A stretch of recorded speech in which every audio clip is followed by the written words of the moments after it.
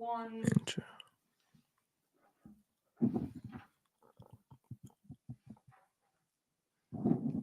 Where's the intro?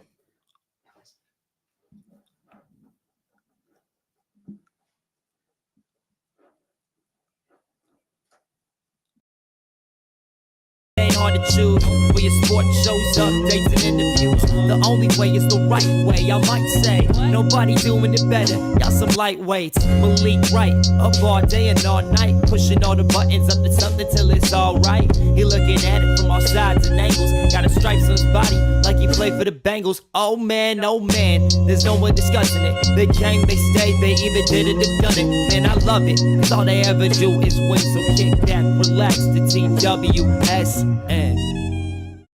Thank you guys for tuning in to another episode of the Sit Down Morning Show with Malik Wright, presented by the Right Way Sports Network. I'm your host, Malik Wright, joined by my co-host, always, Dan Alameda. And we got a special guest joining us in the studio. You guys are probably used to seeing him on the Fantasy Football Friday segment and on Thursdays as we break down all the questions, comments, and thoughts about fantasy football. Michael Harris joining us live, man. Mike, welcome, man.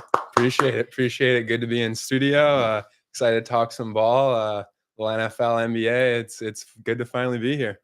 Yeah, man. I know we were planning on doing this for quite some time here. And the funny thing about this is it couldn't happen at a better time. It's a special day. It's your birthday, man. So, I guess great things happen on Michael Harris' birthday. He's live joining us in the TWSN studio. We're talking a little ball. Dang, I apologize. I left you hanging on the little clap there. You were no, you're good. I mean, listen. But I'm excited that Mike's joining us, man. Yeah, I mean, I'm just excited to have somebody else in studio. We finally talk some ball, and I'm excited for it. Yeah, for sure. I want to start us off. It's gonna be a little interesting because I'm not used to Mike talking, stuff beyond fantasy football. So we're gonna get into a whole bunch of stuff today. But before we do us a favor, give this video a like, subscribe to the channel, turn on post notifications so you guys never miss when we go live or when we upload content from the TWSN studios. Hey, I want to start over in New York. Daniel Jones basically did something that is so out of whack. He basically bid his farewell to the Giants organization with several games still left to play. There's reports of him playing safety for the Giants and preparing for teams. It's interesting. Where's the roll the clip?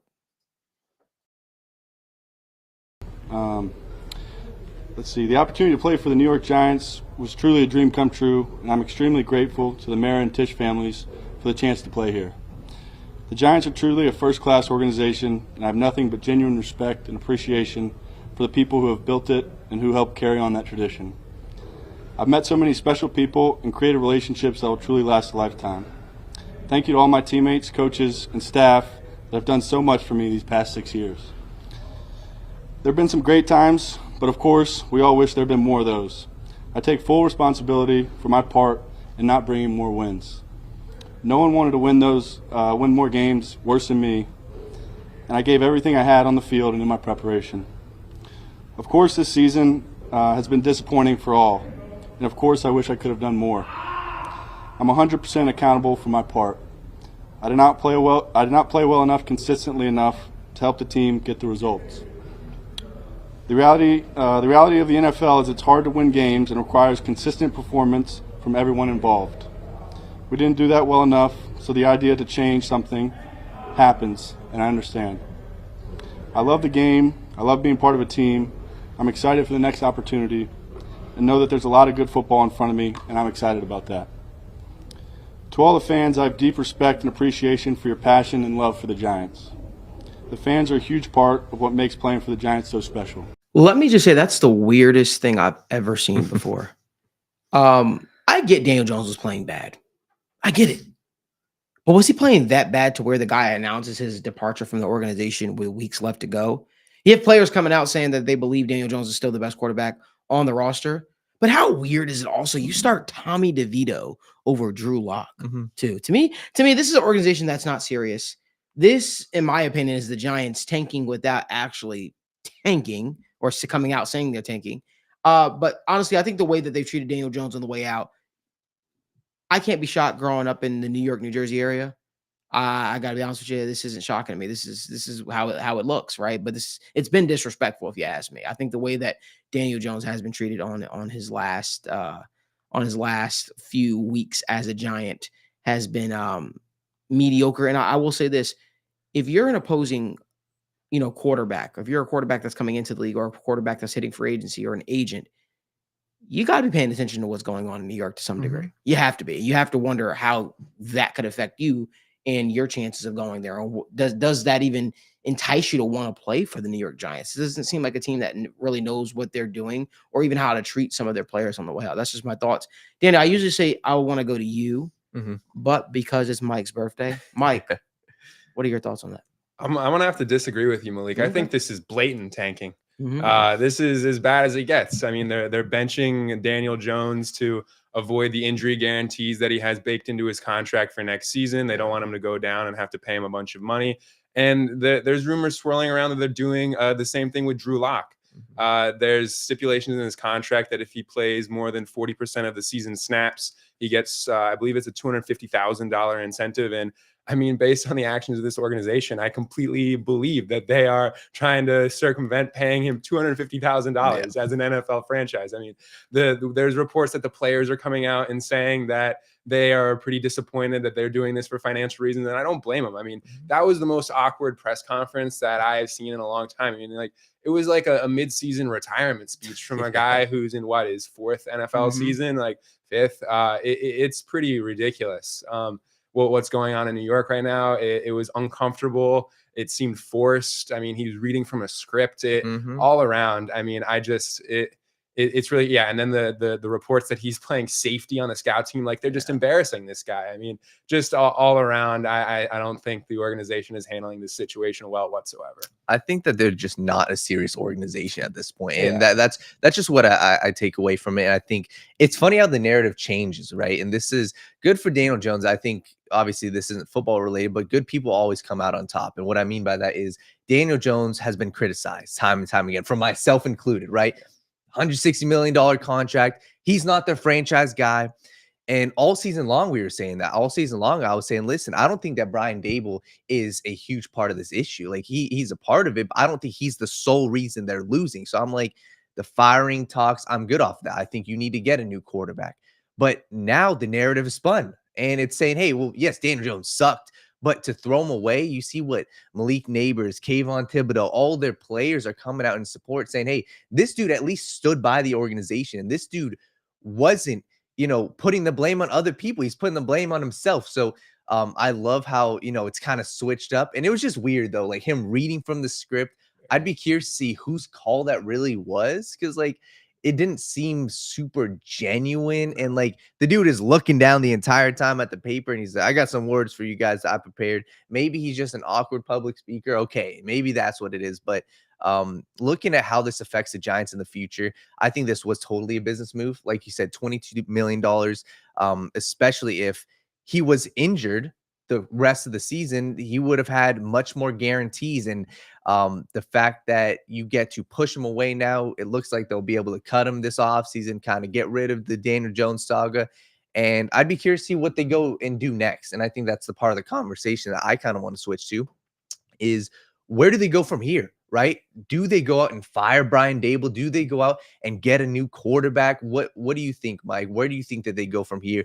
Let's start with the quarterback front. Where do you think that they go? I really hope they go bridge quarterback here. Okay. Bring in a veteran and just steady the ship for a couple of years and move on from there. Yeah. A lot of the luster of this rookie quarterback class is kind of worn off as the year has gone on. I know Shadur is picking up some steam and whatnot, but this seems like a quarterback class full of guys who are going to get some coaches fired, to be honest. And I really just hope they do something like we're seeing in Tampa Bay or in Seattle. They find a solid veteran, and they've got young weapons, and ideally you'd like to get the most out of them in their rookie contract. Yes. But I mean, sinking the ship on a rookie quarterback who ends up not working out is about as bad as it gets. And I think they should just take their punches for a year or two, maybe contend for the playoffs.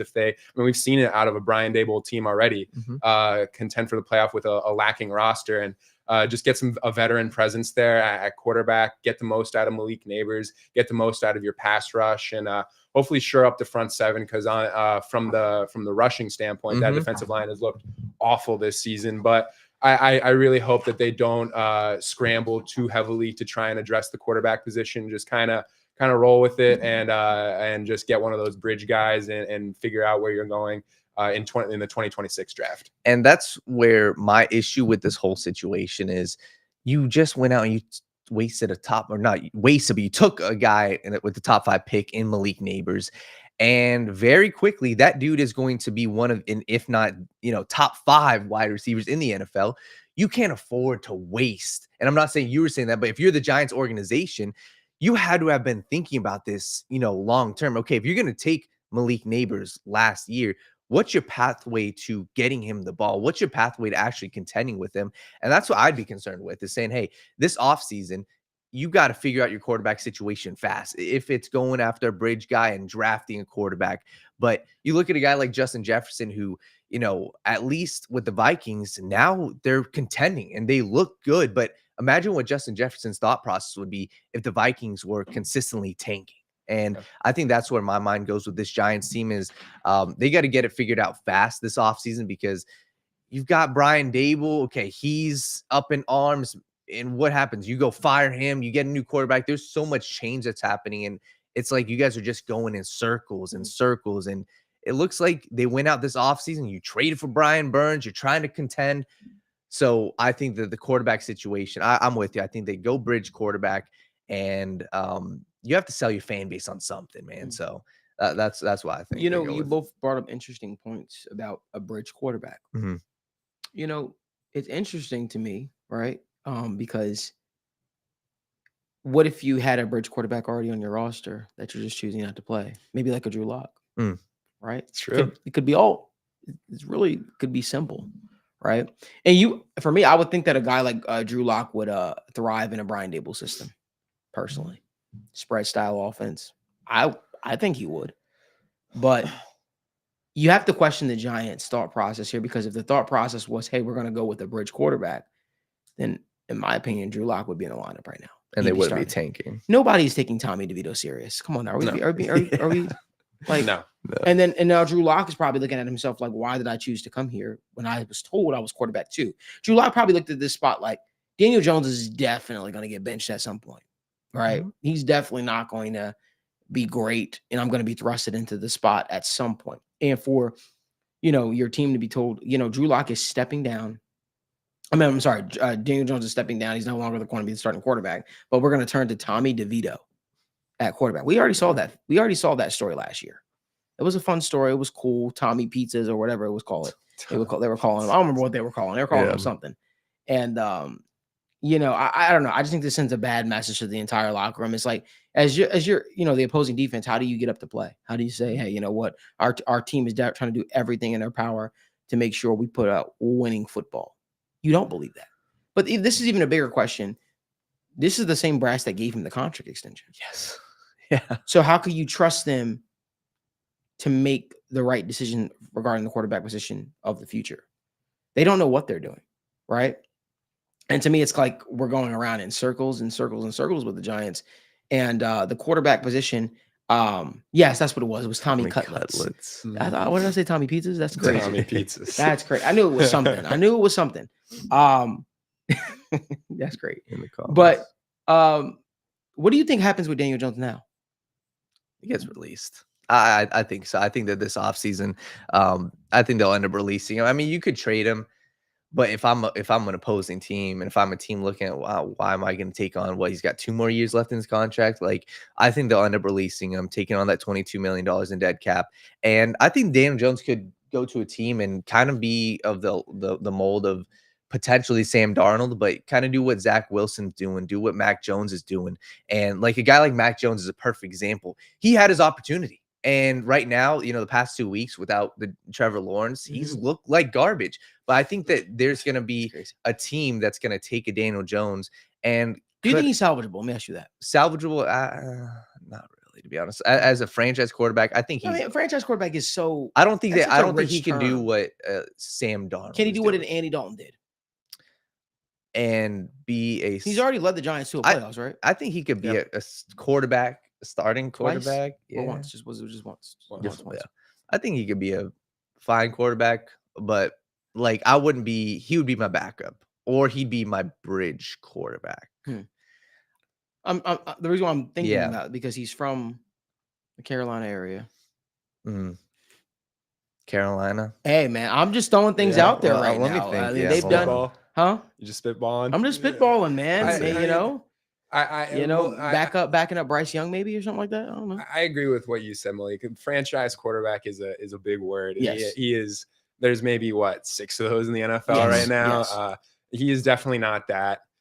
Serviceable, I think, is a word that he can aspire to be. I mean, that's what you're looking for in a quarterback for most teams, is simply serviceable. I mean, the fact of the matter is there is not 32 NFL players who can play the quarterback position at a serviceable level in the year 2024. So I think he'll 100% get cut. No team, not even the Giants, is willing or interested in taking on the $40 million man, Daniel Jones. And they'll eat the money. The Giants will, and he'll sign somewhere else as a backup. But I think I want to speak to a larger issue really quick when it comes to, and I didn't expect to spend this much time on this topic. Can we stop taking, advice or opinions and valuing that into our draft evaluation from former quarterbacks or people that have ties to quarterbacks? What do I mean by that is people like Peyton Manning and Eli Manning. They remember the reason why Daniel Jones even got drafted to the Giants. It was because he went through the Manning Academy. He was very close with the Mannings, and they gave him a resounding, thumbs up. He could be the guy for New York of the future. And I'm not saying like they're going to be wrong on all their future prospects, but in large part, they said, I remember the talk when Daniel Jones was coming out was he's very similar to Eli Manning. He's literally an Eli Manning clone to a degree, just with the ability to run and Eli was always good at extending plays, but like his ability to run is something that is an added element. But they said he was very similar to an Eli Manning. So when they drafted him with the thought process that we're getting Eli 2.0. That was their thought process, and they won championships with Eli. They won 2, as a matter of fact. But I think that going back, right, there's been so many quarterbacks that have given thumbs up to guys that they've worked with. And I'll be honest with you, there's a little bit of bias that creeps in a little bit, right? I know the Maras, they value opinions from people like Bill Belichick, who they're like best friends with. They value opinions from Coughlin. They value opinions from the Manning brothers, right? Because Eli was there, was such a good quarterback for them and had so much success. But I think this speaks to a larger issue. I think you have to actually allow football people to do football things. You have to allow them to do their job. You have to allow them to evaluate. The last general manager that they had, what was his name?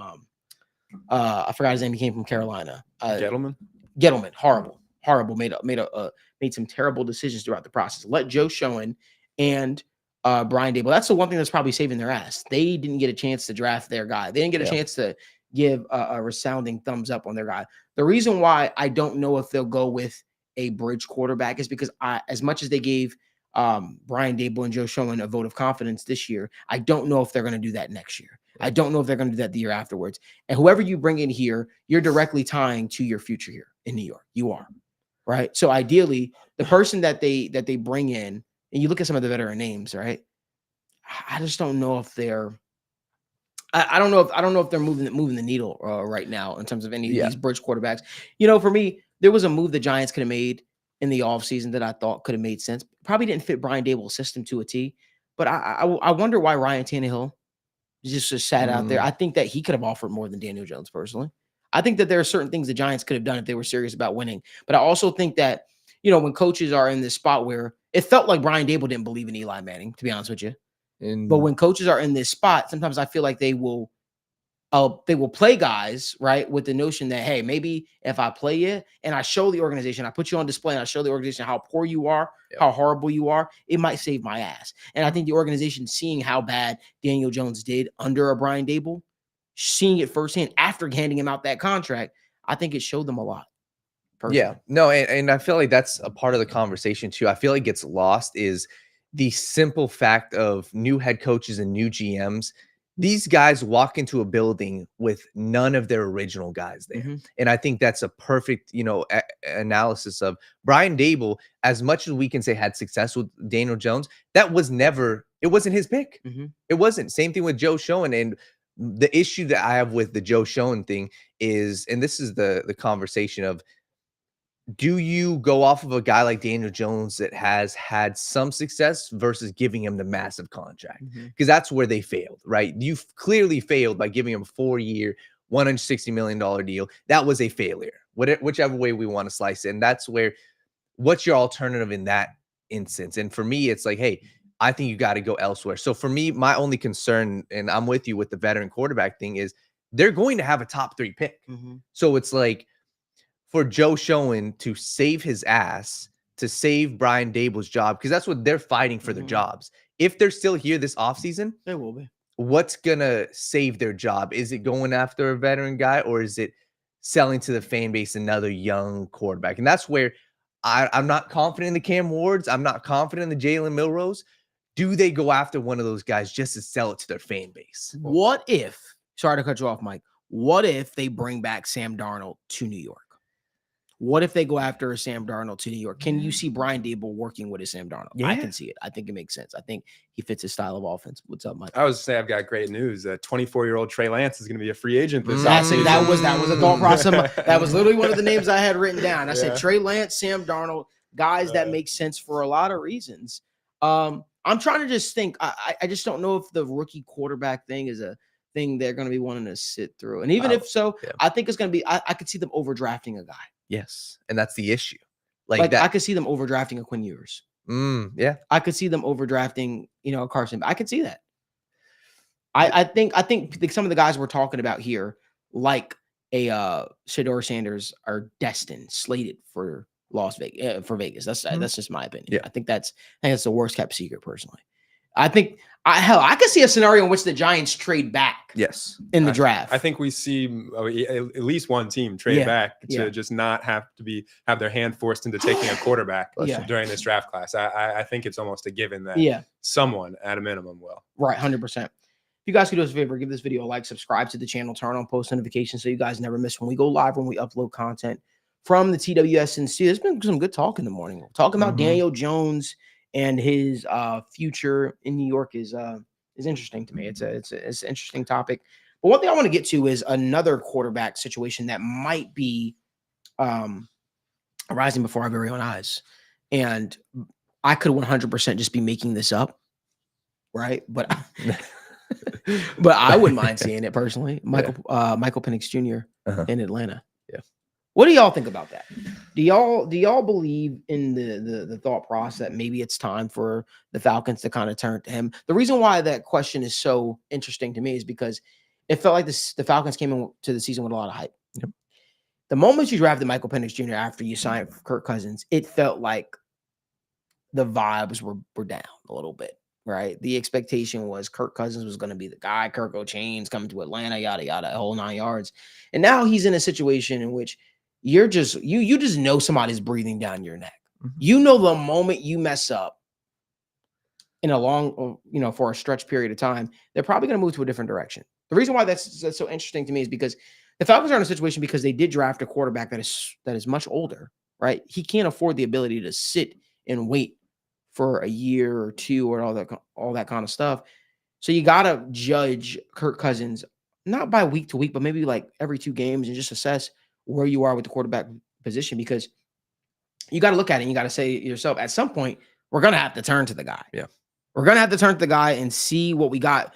Or guess what? It might be a wasted, it might be a waste of a pick. Yeah. I'm really curious to hear what you guys' thoughts are. I know Daniel was extremely high on the Falcons coming into the season. The Falcons obviously still with a winning record right now. They still can have the chance to make some noise, but they feel like one of those teams that are just competitive. They feel like just one of those teams that are competitive that I'm not personally taking serious. Any team that's led by Kirk Cousins, I'm not taking too serious, to be honest with you, when it comes to championship, being a championship caliber team. I think he's a fine quarterback. I think he'll always have you in competitive games, but I just think that the expectation was much higher. Mike, what are your thoughts? At this exact moment in time, I don't think you can move to Michael Penix or really give it a thought. You've got the Chargers and the Vikings, like in this exact moment. You got the Chargers and the Vikings the next 2 weeks. I mean, putting a rookie quarterback out there against those two defenses is just malpractice. You just can't do that. And I know it's not where you want to be, 6-5 on the record right now, but you look at the rest of the schedule in their final 4 games of the season. They got the Giants, the Panthers, and the Raiders. I mean, if those aren't gimme wins, I don't know what are. So you gut it out. You get a win against one of those tough defenses in the Chargers or the Vikings, and you get to 10 wins. You make the playoffs, and you roll the dice with Kirk. I just don't think that the move. I don't think that Kirk right now is not the long-term answer. I think that you have to play with the players on your roster. You have to play to win. And the move to Michael Penix is we're setting up for the future and not really playing to win. But with this roster they have in place, I really think that they have to, whether or not you think a Super Bowl run is possible. And I mean, I really don't think that that's in the range of outcomes for the Falcons either. But whether you like it or not, this is a team that absolutely has to play for a playoff run this season. So I don't think that you can make the move to Michael Penix just yet. And I mean, it's pretty killer that they just have every statistical measure. It's just a bottom 10 defense, just efficiency wise, yardage wise, scoring defense. It's just that's not helping. And can we talk about that though? Yeah. You hire a coach in Raheem Morris, thinking that he was going to fix the defense, an issue that has plagued the Atlanta Falcons, and nothing to show for it. You know what's shocking to me is they rank dead last in quarterback pressure rate. The generating the least pressure of any defensive line in the NFL, which is really, really shocking to me. But yeah, just in general, basically every statistical measure you look at, they're bottom 10, which is Raheem Morris. You expect him coming over from LA to make some changes, but we just haven't seen that. And I mean, obviously you can't go out and put up 17 points against the Saints, who are also now without Marshawn Lattimore in the secondary. You can't go out. That's an ugly showing. But NFL teams are going to have those blips throughout the season. It's a hard league to win games in. But yeah, I don't really think especially with these couple of games coming up, you can consider a move to Michael Penix now. And I love that assessment, but I want to touch more about the malpractice, so to speak, of the Falcons when it came to their draft. I think Michael Penix Jr. was the biggest shock of the draft when they drafted him, right? But when you think back, right, and obviously they're all in their rookie year, but when you still look back and you look at some of the names defensively that are on the board, you would have thought Raheem Morris was going to be licking his chops at potentially adding one of these guys. You look back at some of the people that were available, Latu, right? Byron Murphy, Jared Verse. I mean, you had your pick of a litter. You really had the opportunity to add a lot of guys, or one of these guys that could have potentially helped change their defense. And for me, I look at a guy like Byron Murphy, who everybody was high on. You know, when the Falcons were making their run at the Super Bowl and they had Dan Quinn as their head coach and Kyle Shanahan as their offensive play caller, they had the young defensive tackle who was absolutely just put in the league on notice, if you will. And for me, I feel like the pressure from a defensive line perspective is something that has been plaguing the Atlanta Falcons the last 3 seasons. And you thought that this year, hey, this is going to be the time where the Falcons get a chance to get it right. And I think that's why it shocked everybody, if you will.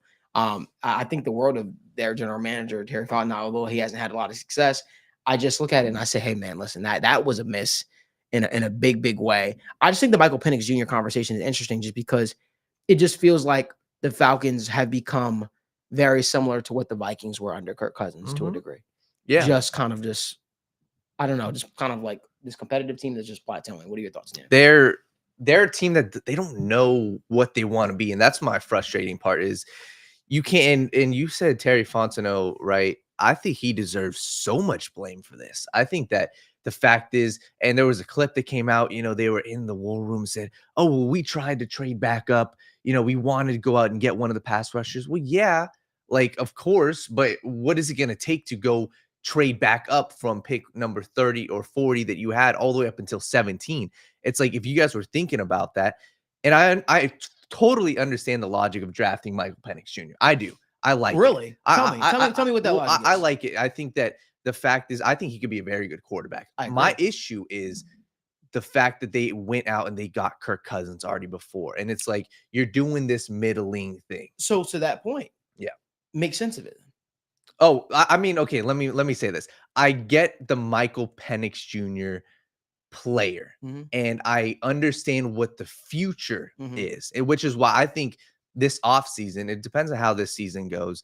I think this offseason is going to be kind of the time to, hey, maybe he gets a shot next year. That's what I would do. But you're playing this middling game of, hey, I would have traded back in the first round. And you saw the first defensive player didn't get selected until pick number 16 or pick number 17. I would have traded back. You could have got an extra second or third round pick and taken one of those defensive guys instead of going with the Michael Penix, because you signed Kirk Cousins to this deal. And their thought process is, we want the best of both worlds. Well, let me break it to you. In the NFL, you can't get the best of both worlds. It never works like that. You can't be 1 foot in and 1 foot out. You have to be all the way in. And that's the issue with this Falcons team. They don't know which they wanted to be. And I think Terry Fontenot is squarely to blame for this. You know, I think when people get these general manager front office roles, I do think there's a little bit of overthinking process. You know, on social media, people say, oh, you're an armchair general manager. You're just saying this and saying that. Yeah, but I also think that it's not that complicated. Now, obviously, there's a lot of intricacies in the background where, you know, players have off the field issues and stuff like that probably plague your thought process to a degree. I don't feel that notion when it came to this draft class, respectfully. I think when you look at it, when there's all offensive players being drafted, right? Offense. And you have the chance to select the first defensive player to come off the board. And you say, you know, I know we just made a big deal about signing Kirk Cousins. We went through a whole PR thing about Kirk O'Chain's coming to Atlanta. You know what we're going to do? We're going to draft the oldest quarterback in this draft class, respectfully, and we're going to sit him behind Kirk Cousins, who clearly came to Atlanta and said, and I quote, Atlanta is my last stop. I don't want to go anywhere else, right? We're going to sit the oldest prospect at the quarterback position, albeit he was widely regarded. You overdrafted him to a degree. Let's be honest with ourselves. It didn't make sense. None of it made sense. And so while people say armchair general manager, I think there is some truth that sometimes these general managers overthink. Yes. I don't know. I just think that, I'm not going to say me necessarily, but I would love to see somebody like Michael Hara inside of a front office or in a draft war room. I don't think he overthinks that move. I don't. I understand it's exciting to get caught up in the prospect, but not only did you mess up the vibes with your new quarterback, because he was completely off guard by, at least I was told he was close to asking for a trade, because his whole thought process was he was going to be the guy in Atlanta. They were not going to draft the young quarterback, right? Yeah. He wants to end his career in Atlanta, and what they do with their first pick to show that they support that move, and, you know, after they went after him ferociously, they go out there and they draft a quarterback that's aging. To me, you have to play Michael Penix at some point. Yes. It puts Kirk Cousins firmly on the hot seat. Yes. And if the Falcons don't make the playoffs this year, or if they don't have playoff success, well, what does that look like for his seat moving forward? You have to think about seriously moving to Michael Penix Jr. because you don't have the time to waste. Yes. And that's the thought process behind this regime. There was no real thought put into the Michael Penix drafting, in my opinion. Yeah, and I think that's where my thought process too is. And this could be one of the greatest quarterback draft classes we've ever seen, right? Drake May, Caleb Williams, Jaden Daniels, Bo Nix, and Michael Penix. I think all five could potentially be their team's franchise quarterback. If you are heading into free agency, seeing this draft class, they clearly like Michael Penix Jr. beforehand. And you had the number 8 overall pick, you already knew you were going to have a chance at one of these quarterbacks. Michael Penix just didn't fall into your lap like we expect him to get drafted early. No, you knew that he was going to be there. So my frustration is, if you knew you were going to try to go do this, it really is their thought process. They were half in, half out. They liked Kirk Cousins. They needed a quarterback. So they went out and they got him. And you went and you got Michael Penix Jr. So for me, it's like, hey, if we're going Kirk Cousins, you have to go all in on this window. And I like what they did. They went out, they added Matt Judon. They went out, they added, obviously you got Jesse Bates. I think they added Justin Simmons too. So it's like you're trying on the defensive end, but it really is half in, half out. So like I said, I think it's smart to think about the future for Penix Jr. But in my opinion, I look at what the Broncos did. They went and Sean Payton said, hey, I want my guy. And yes, you're throwing Bo Nix into the fire, but the dude is 24 years old as well. And he's played 4 or 5 years of college. Michael Penix Jr. has played many years of college. So it's like, we're going to sit him for 1 to 2 years. For me, that's where my frustration is. Hey, you really are half in, half out. And it looked good on paper, but it's just not working. I think it's a lose-lose for the Falcons. It's going to be really funny. Either they'll have a 26-year-old quarterback on the bench, or he'll be 25 next season. Penix, he'll a top 10 pick who's 25 years old, just wasting away on the bench, or they'll have a guy that's taking up $40 million worth of the cap on the bench. So either way, it's going to be a very funny situation for the Falcons at quarterback next season. Like you said earlier, Daniel, I understand like the thought process behind taking Michael Penix there, but still, it's just setting up for them to just look stupid either way. So we'll see what they do next year. For the time being, I think this is Kirk's team unless things really, really unravel. Unless like they lose the next 2 weeks, because they just got dog walked by the Broncos bad. So it's like I'm with you. I think 2 weeks, like these were 2 very bad weeks. You're still first in the division, so it's like if you're on path to not make the playoffs, then we could be talking about Michael Penix. And I wouldn't be shocked because, like I said, those next 2 games, Chargers, Vikings, those aren't easy games. So it's like, see how the next couple weeks go. But like I said, their division right now looks like to be in shambles as well. We want to thank you guys again for tuning in. Make sure you guys do us a favor, give this video a like, subscribe to the channel, and turn on post notifications so you guys never miss when we go live or upload content. I want to move on over to Brock Purdy. Brock Purdy, apparently there's some concern about his injury. That obviously had the injury in the offseason. He left practice early yesterday, and it puts not only this week in doubt, but some people are seriously questioning what does Brock Purdy look like for the rest of the season. How does that impact the Niners? How does that impact people like Kyle Shanahan, who reportedly came into the season with a little bit of fire under their seat because of all the moves that were made? What are you guys' thoughts on Brock Purdy and the Niners, Daniel? Yeah, I think that Brock Purdy and the Niners, they're in a weird spot. And I've seen a lot of people, say Shanahan's on the hot seat. And I think his seat should definitely be warm. But it's weird, man. Like this past week, like 2 weeks ago, I thought that they were all right. You got Christian McCaffrey back. You're going to start going on a roll. Once again, I looked at the NFC and I was like, this team could contend. They really could be players. But you lost a close divisional game to the Seahawks. Now Brock Purdy's out, or, questionable. You got some fans saying, oh, we want Brandon Allen. It's Brandon Allen time. I still like Brock Purdy. And my concern is what happens if the season goes south for them, right? What do they do? Because you're about to fork out a shit ton of money for him. You're going to have to. So it's like you're in the conversation of, is it a Brock Purdy? Kyle Shanahan, is he our long-term answer at head coach? They've got a lot of question marks right now because this roster, as it looks, should be championship contending. And that's where my question lies. And I got to see who they're facing this week. I forgot, but it's like they're in a tough spot because there's a chance where they're a bottom seed, if not potentially missing the playoffs. So, Mike, what do you think? I'm just excited to see Bengals legend Brandon Allen in action this week. You read the headlines. It says 49ers hopeful that Brock Purdy can play this week. You look at the full quote, it's not happening. Like Kyle Shanahan's out there saying where he did a little bit more in practice today, but he's just like still severely limited. It's just all not trending in the right direction. I think we'll see Brandon Allen or the Pastronaut Josh Dobbs out there this week. So we'll see what they end up doing. It's seeming like it's trending towards Brandon Allen, but it's a tough NFC matchup this week, Daniel. They got the Packers, so it's not a gimme game, especially if you've got a backup quarterback in there. And I'm on the same page as you. I had really, really high expectations for this offense once they were all returning. Deebo Samuel's healthy. Juwan Jennings, fantasy stud right now, and just on the film looks phenomenal as well, replacing Brandon Ayuk. And it seemed like they have the pieces to go out and do everything that they need to win games. And that didn't happen last week. You only scored 17 points against the Seahawks, and you've got another tough one this week in the Packers. So I'm not ready to give up on the 49ers. Vegas, they give them a lot of respect still as well.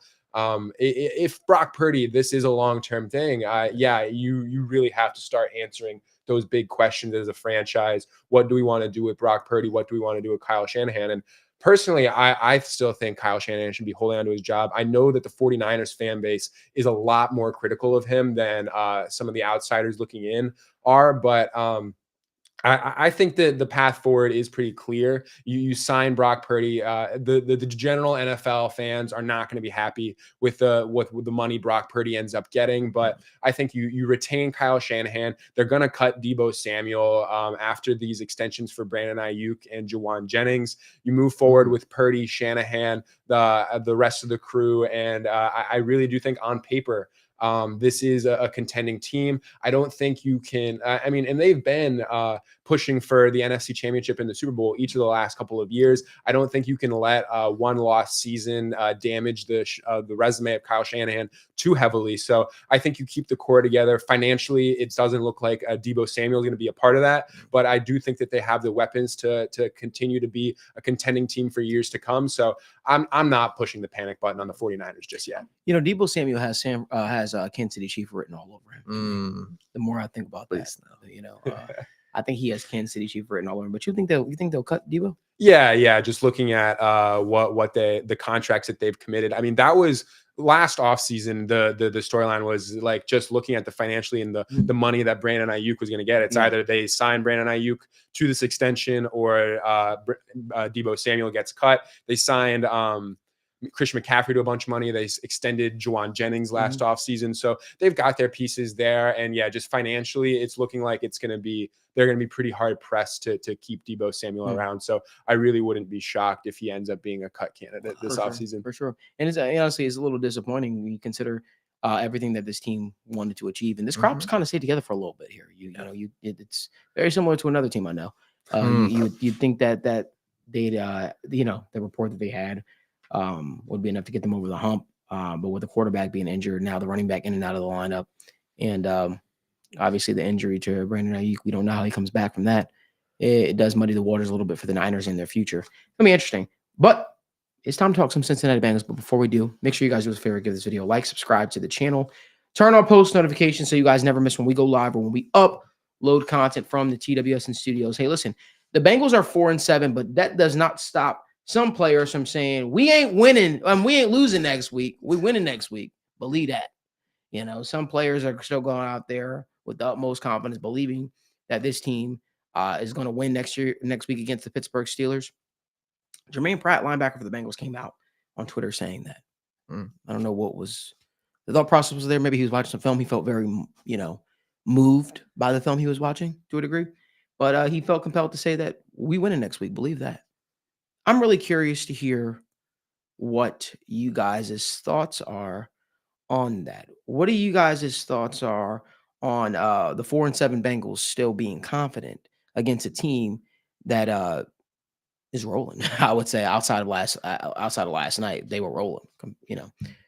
This Bengals team, and we talked about it. Like they are.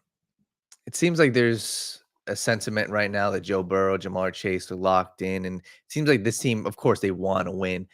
I'm just curious to see how they return from the bye week, and I'm curious to see how focused and how dialed in. So Germaine Pratt going on Twitter saying that like you better be confident, and that's the part for me where, hey, if you're gonna say that on social media, we better not see the cracks in the locker room. We better not see the cracks, the yelling on the sideline. Like, of course, that's fiery. Of course, that's passionate. Germaine Pratt is a totally passionate guy. But the conversation we had on State of the Jungle is this locker room could be lost. Zach Taylor might have lost this locker room. This locker room could be in shambles. Well, if you're confident in your team, you better not go out this weekend and show that there's cracks in that locker room. You guys better be a full united front. And that's where my concern comes in because damn right, as a football player, you need to be confident. You should be confident in your team.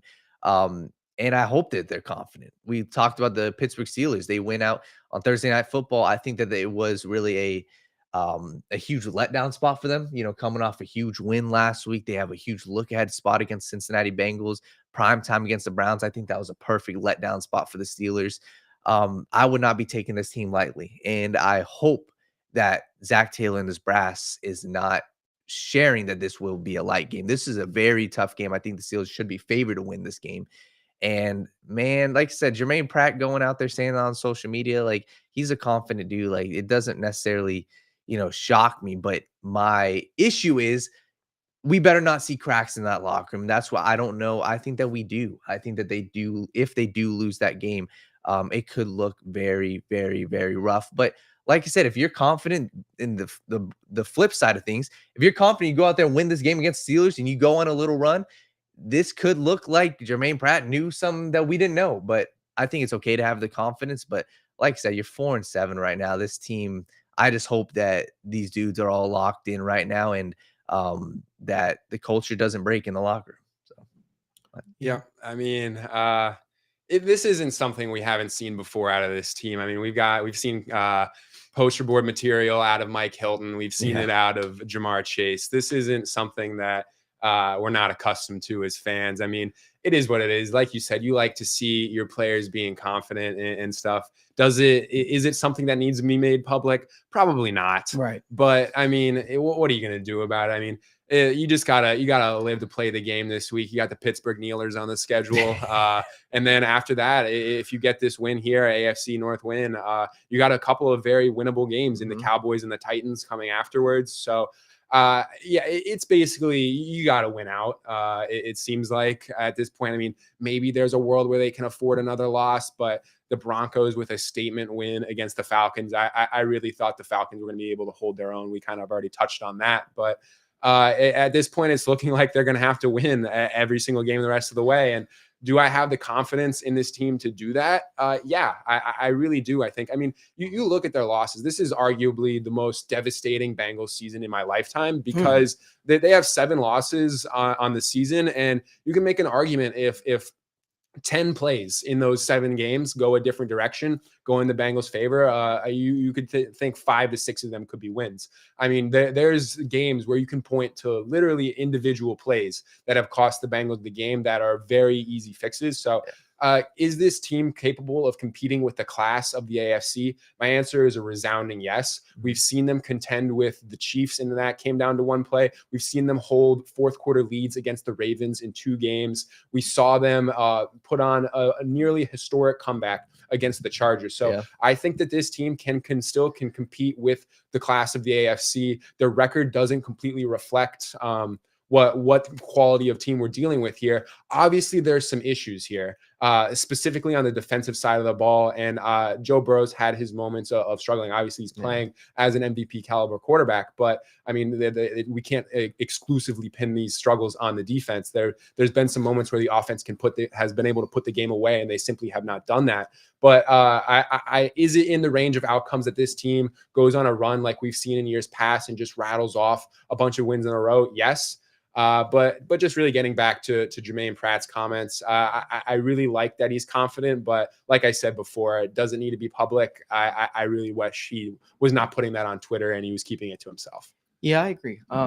Listen, there's, confidence comes from knowing. So you got to ask yourself, what do they know? What do they know that makes them so confident to where the starting middle linebacker feels the need to put that on social media? I love the tweet Matt Minnick put out, Coach Matt Minnick on Twitter. He says, the key to the Bengals defense has always been Germaine Pratt. He plays well. The Bengals defense usually plays well. I thought that was very, very interesting. It's a conversation I never really gave any thought to, but I think that Germaine Pratt has made some critical plays for the Bengals the last couple of years, whether it be the interception in the playoffs, the strip of Travis Kelce. He's just always tends to turn it on, especially after the bye week. I've always said to myself, 4-7 as a whole, you have to somehow try to figure out a climb out. And it's crazy with the extra added game. The Bengals still could finish with double-digit win. That's the nutty part of the season. Yeah. They still face a team like the Broncos who are ahead of them right now for playoff contention, all that kind of stuff. And they have a lot of stuff that is ahead of them. I just look at it and I say, hey, you know what? This Bengals team always tends to turn it on under Zach Taylor after the bye week. What will this team look like after the bye week? What is this team going to look like after the bye week? I certainly don't feel like the move to acquire Marco Wilson off of waivers will be enough to change the face of the defense. But can the defense find some semblance of consistency? That's going to be the biggest question. I think that will be the biggest telltale sign, if you will. How does this team look? I look at it and I say, you got one of your leaders in Germaine Pratt who seems ultra confident that they're going to win next week. He kind of put the pressure on the team unknowingly. I'm pretty sure Joe Burrow probably saw that and said, "Shut up." Probably let's focus on what we focus on, because now you have a pissed off, motivated Pittsburgh Steelers team who just lost a divisional game, and I think they're 0-7 under Mike Tomlin on Thursday Night Football or something like that. It's interesting, man. I'm curious to see how this next game shapes up, but more so how after the bye week shape up, man. It's crazy to think this team could still make the playoffs. Yeah. I don't know if I believe that they will do that, but I would say the biggest question mark, and we probably should talk to Mike about this a little bit because he doesn't really get a chance to join us on these conversations. What position group do you think the Bengals need the most consistency out of in order to make a run for the playoffs, Mike? I sat down with some friends before the season and talked about this. I said the Bengals' path to missing the playoff would be through the pass rush and the secondary, and that's proven to be true. If I had to pick one of the two, I really do think it is the pass rush. I mean, having a lethal pass rush just makes the secondary's job easier.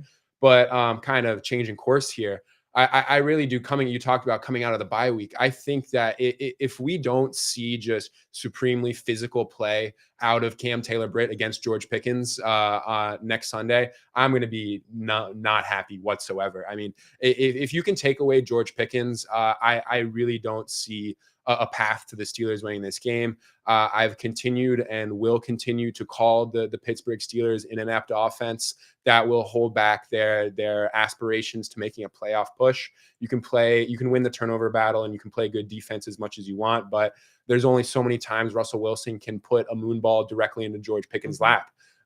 If you have a physical corner who can play well, we've seen what the ceiling for Cam Taylor-Britt can look like. I don't think at this point, I think we kind of have our questions answered in terms of what he looks like from a long-term perspective. But in terms of an individual game, coming out and playing physical and playing well against George Pickens, that's something that I will really be looking for as a fan in this upcoming game against the Steelers coming out of the bye. Because, I mean, at this point, it's really Cam Taylor-Britt in the secondary, at least in the corner. I know you got Mike Hilton playing in the slot, playing the nickel, but without DJ Turner, without Dax Hill, I mean, he's going to have to step up and carry this unit for the rest of the season. And if he doesn't, let's be real. The playoff hopes are thin. Yeah. They're very thin. But if he is going to have to play, I mean, I remember a year ago, people were saying future All-Pro Cam Taylor-Britt. He's going to have to play like that future All-Pro Cam Taylor-Britt for the next handful of games if the Bengals have a hope of making a run down the stretch this year.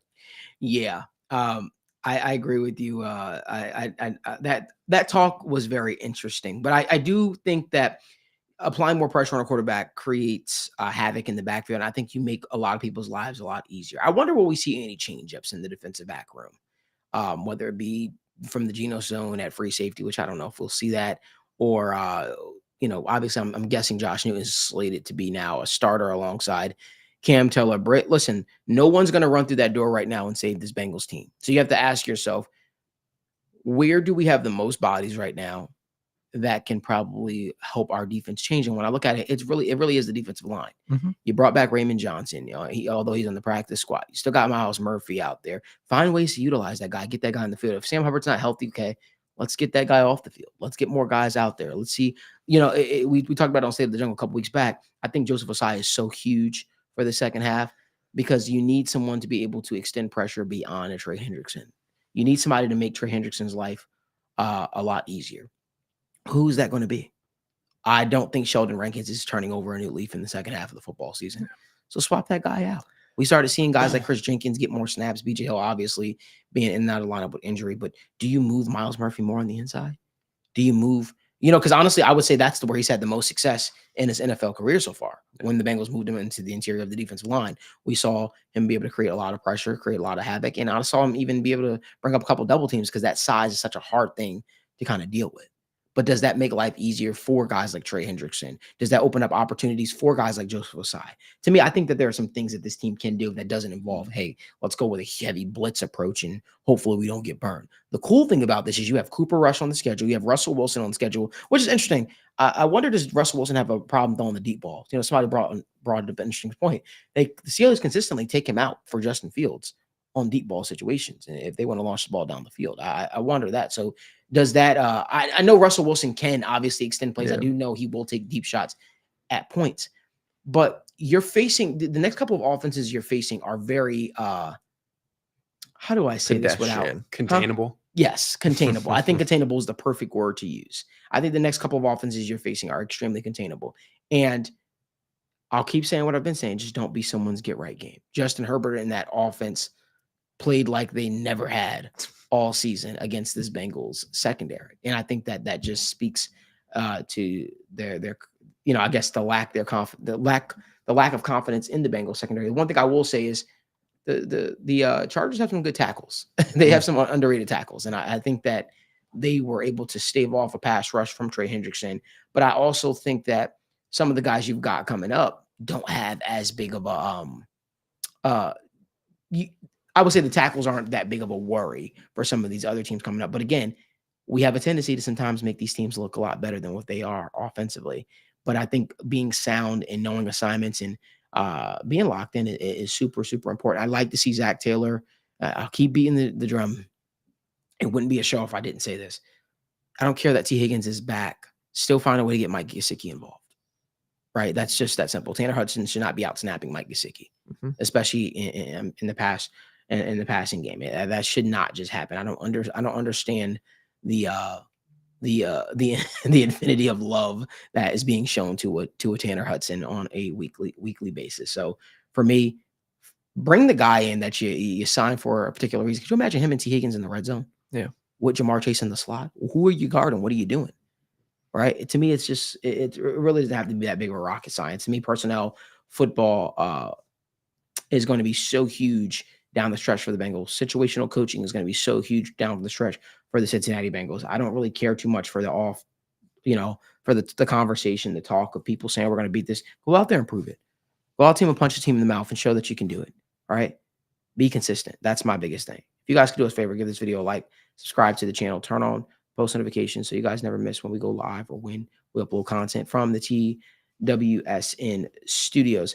I want to move on over to the NBA. We are going to get to fantasy football because it wouldn't be fantasy football Friday, if Mike's joining us live in the studio, but it wouldn't be fantasy football Friday if we didn't get a chance to talk with him through. But one thing I want to start off with in the NBA right now is there seems to be a little bit of a I would say discourse happening in Philly right now. Tyrese Maxey reportedly called out Joel Embiid for being late to meetings, not holding himself to the standard of the rest of the team. And I just want to take this moment to do a victory lap. I won't get up and run, but what I will say is, Daniel, you told me before the season the process wasn't dead. Yeah. You told me before the season that you still believed in the Philadelphia 76ers team.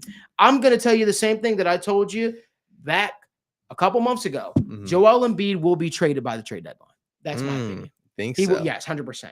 The writing's on the wall in Philly. It's over. It ain't happening. You got Tyrese Maxey and stars calling him out. You got those young players outworking him. You got the emergence of young stars like Jared McCain, who, by the way, I told everybody was going to be what he was going to be. Jared McCain, Tyrese Maxey, Paul George, obviously hyperextending his knee almost every couple of weeks.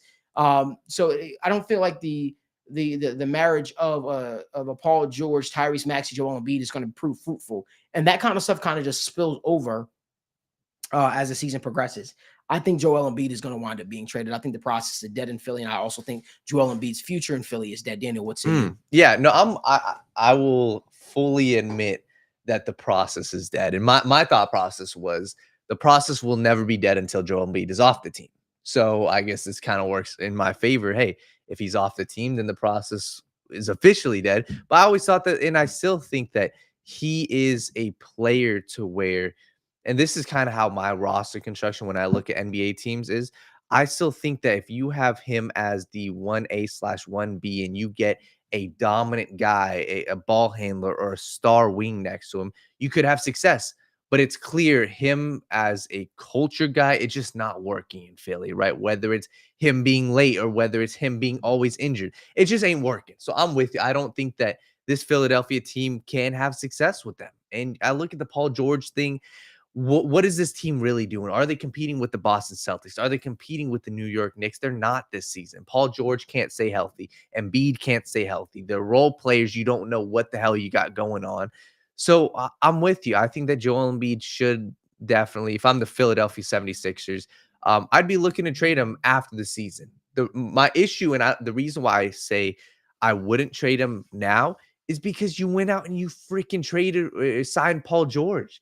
And it's like, that's my frustrating thing is you didn't learn anything this season, the past 2 months, that you didn't already know about Joel Embiid. Mm-hmm. You knew he was injury prone. You knew he didn't show up at times and wasn't consistent in the playoffs. And you knew that there was serious culture concerns, whether it's incidents in the past with, former staff or him interacting with Philadelphia 76ers fans. I'm just not a fan of how this whole situation has played out. And if I was Philadelphia 76ers, I would have addressed this earlier. I wouldn't have tried to salvage something by adding Paul George. So for me, I think you have to ride this out this entire season. You went out, you got Paul George. I don't know if they have to ride it out, though. I think you do. I don't think they do. And let me tell you why. Because I think that this team is still a team that could be competitive. I like the addition of when Tyrese Maxey obviously gets back. If he's back already, is he back yet? He's back, right? He's fine. He's back. Tyrese Maxey, and then you got Jared McCain. You have a back, backcourt. And I was gonna get there. You have a backcourt. Damn. You have a backcourt that you could sort of build the future hopes on in Philly. Yeah. And I personally feel like this is a team with the backcourt of Tyrese Maxey and Jared McCain that can make a lot of noise still. Now, Jared McCain's a young player, so you don't want to put a lot of the onus on him, but you still have a very good center in Andre Drummond. So if you were to move off of Joel Embiid, sure, you would lose the scoring of a Joel Embiid, but you'd probably gain a lot from a locker room morale standpoint. Paul George, if he's able to figure out the whole hyperextending knee thing that keeps happening on a regular basis, I think Paul George could work with a Jared McCain and Tyrese Maxey. Paul George is still a very good defender. Yeah. I'm not the biggest Kelly Oubre guy personally, but I mean, he has to be a starter until Paul George gets back. Sure, that's fine there. But I just don't think that you should the season's still young to the point where you don't have to let this Joel Embiid thing completely ruin locker room chemistry. That's my thought process.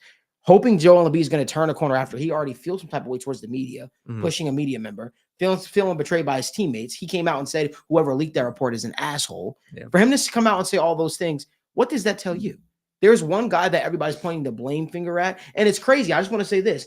Joel Embiid, now you know how Ben Simmons felt. I'm just being honest. Now you know how Ben Simmons felt. Now you know how people like James Harden felt. Now you know how a lot of people who felt when they put stars next to you, the blame I felt like never was shifted on Joel Embiid. Now we're getting somewhere. Yeah. We're getting somewhere because this guy is now a former league MVP. And I feel like that was the one thing he wanted. I feel like he wanted to be an MVP. He wanted to prove that he was better than Nikola Jokic. He's not. But he wanted to prove that, hey, I'm better than Nikola Jokic. I could win MVP.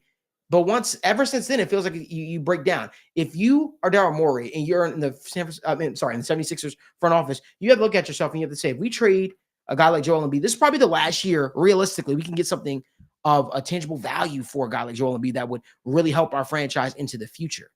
Holding on to guys that no longer obviously serve their purpose or no longer even seem remotely interested in the overall team achieving does nothing for you. All it does is it puts a guy like Daryl Morey in the spotlight, on the hot seat, and then you ask yourself, well, why didn't you make this move sooner? Joel Embiid has an attitude problem. Joel Embiid has a work ethic problem. And let's face it, Joel Embiid also is at a point now where he has the injuries that creep in with his knee and stuff like that. So what do they actually lose by trading that guy? I have a question. Yeah, sure. Who's trading for a guy who just signed a $200 million contract who physically can't play a back-to-back?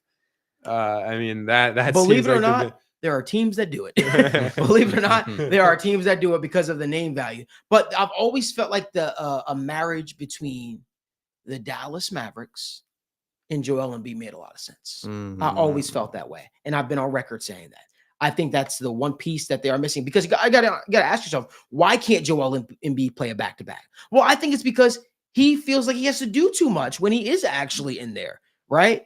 He has been the star in Philly for so long. You trade Joel Embiid to a Mavericks, although I don't know if they have enough assets to entice the 76ers. You put him in a situation where, well, Joel Embiid at this point wouldn't have to worry about being the first star, the second star. He could be that third option, just grab his rebounds. Obviously you don't have to run the offense strictly through Joel Embiid like they do when he is in Philly. To me, it might be a pipe dream. It might not make a lot of sense from a financial aspect, but I've seen, again, I feel like cap in the NBA is sort of a myth a little bit. I've seen some of the craziest shit happen.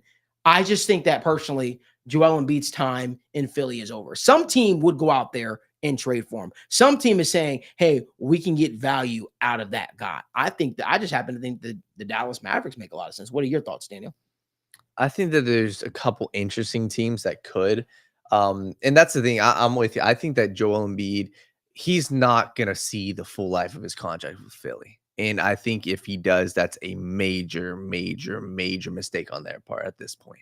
And that was my frustrating thing this offseason. Like I said, I understood the thought process of Paul George, but if you're doing that, you're all in on Joel Embiid for the next couple of years. And it's clear that they're not. It's clear it's not working. So I think the teams obviously that were rumored were the Indiana Pacers. They were a team that said, hey, everybody's talking about them. They're currently the favorites to get Embiid. And I could see a world where the Pacers do it right. You give up, Miles Turner, you give up Pascal Siakam, you give up multiple first-round picks.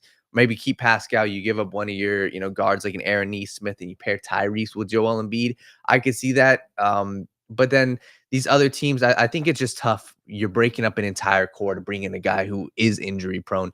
And that's the concern, right? You could say a team like the Miami Heat, right? They are a team that's always on the precipice of, having that superstar success, but they can just never get it done. They're a team that has a ton of talent on the roster. I love, Khalil Ware. They just drafted him. You got Jaime Hawkins. You have Tyler Hero. You have Duncan Robinson. You got a ton of guys that you can afford to trade, but you're asking yourself to bring in a guy like Joel Embiid, and what does he do to that culture, to their locker room? But Embiid's been on record saying he loves Jimmy Butler, and he wants to play with Jimmy Butler. That's actually an interesting spot that I didn't think of. That makes a lot of sense. The only issue there, and where my mind is churning, is how does he fit into the culture? They're hard-nosed, work their ass off type of team, and I think they really like Bam Adebayo. So it's like, if you're going to make that trade, do you give up Bam Adebayo? Do you have to trade Bam if you make the trade? I don't think you have to. I think you can trade a Tyler Hero who has been floated around in rumors. I think Jaime Hawkins is a guy that 100% is in, he's thrown into that conversation.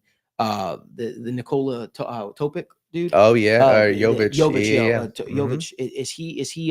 Why do I just keep messing? No, that's Nikola Topic. He's a player. Yeah. No, I know he's a player. I'm just saying. I don't know why I messed up. Yeah, it's too many Nicolas in the league right now. Jovic, Topic, and I don't know. I think about it and I say that the Tyler Hero move can make a lot of sense. It could be a breath of fresh air for a guy. Yeah. But then what does that do for the backcourt of the 76ers if you were to trade for Tyler Hero with the emergence of Jared McKinney, with the emergence of Tyrese Maxey, Yeah, no, that's where my mind goes to. And that's why I struggle to see how he's on their team within the next, after 2 years. I just, like I said, this kind of seemed like the last ditch effort. Go get Paul George, see what this does. If this doesn't amount to anything, like if we're talking a first round exit, if I'm the 76ers brass, you have to do something. Yeah. So, like I said, I don't necessarily know what they do, but it seemed like they knew that they're on their last legs by going out trying to trade for Paul George. I mean, Paul George is what, 34, 35 years old. He's getting older. For you. So it's like, they're just hanging on to something that it's clearly not going to work with Embiid in Philadelphia. It's not. It's going to be interesting. Mike, you got anything you want to add? I mean, I've been waiting for my Chicago Bulls to make an all-in move for the last decade, and this seems like one to go after. Yeah. I mean, they've got the young core to put around him and Josh Giddey, they got Zach LaVine. This seems like a great spot for the Bulls to make a move, finally make a push to get out of the play-in for the first time in the last 3 years. So I've been waiting since D Rose left the team, and I think this is what they do. He's hopeful, man. I mean, there's even some of these other teams. Maybe they're not contenders, but like, I mean, these teams, a team that just needs a punch, like it sounds crazy, but like the Bulls, like even you look into these teams like the Rockets, for example, they say they're gonna roll with their young core, but if you get 1 year into this year, if they don't make the playoffs this year, maybe you do go trade for an Embiid and you go say, hey, we need a superstar on our team. So, well, I think the Rockets have a couple problems of their own. First of all, yeah, the disrespect that's been shown to Cam Whitmore is insane to me. Mhm. He's now playing in the G League. Like, Yeah. what are we doing? What? Yeah. Whitmore, Oh yeah, Whitmore. Yeah, He was back and forth. back and forth. And now you got Alperen Sengun coming up on a contract here. You Mhm. got I think they paid him.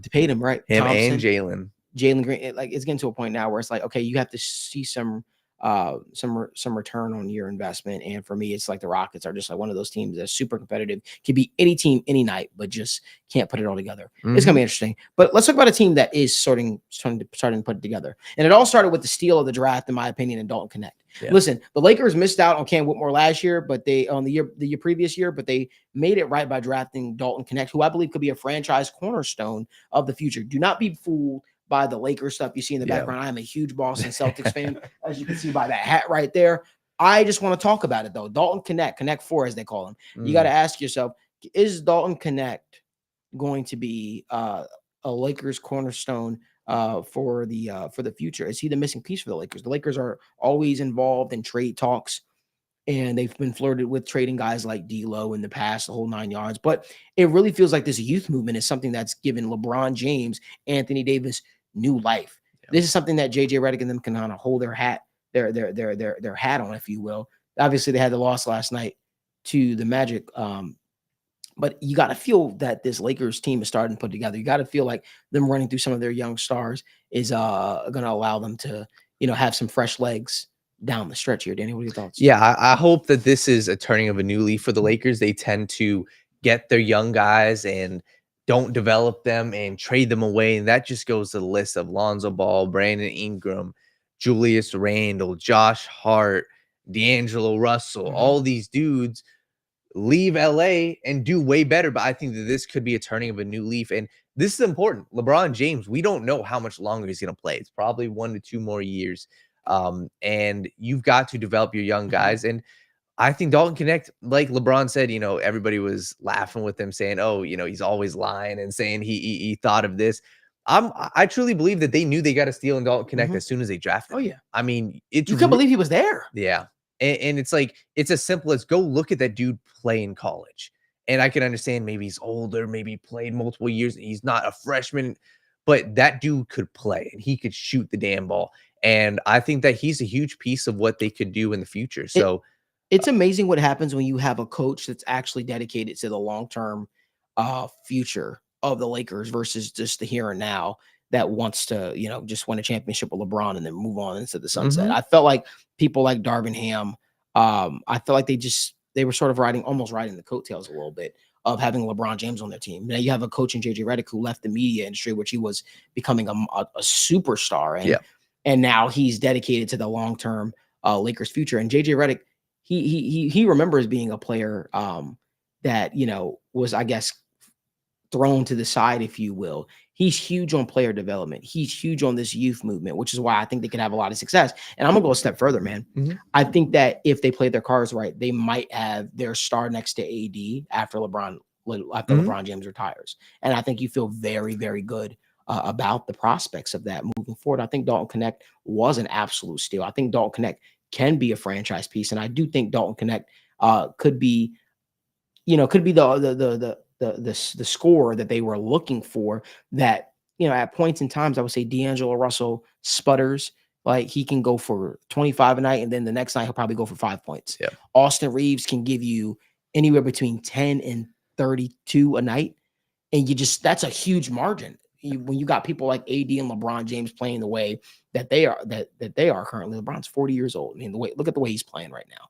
And now you have a superstar in Dalton Knecht. I'm sorry, whoa. I was gonna say, wow. Yeah. Bring that back. You have a potential superstar in Dalton Knecht that could really alleviate some of the pressure. And you're making faces over there when I said potential superstar. He's a superstar is tough for me.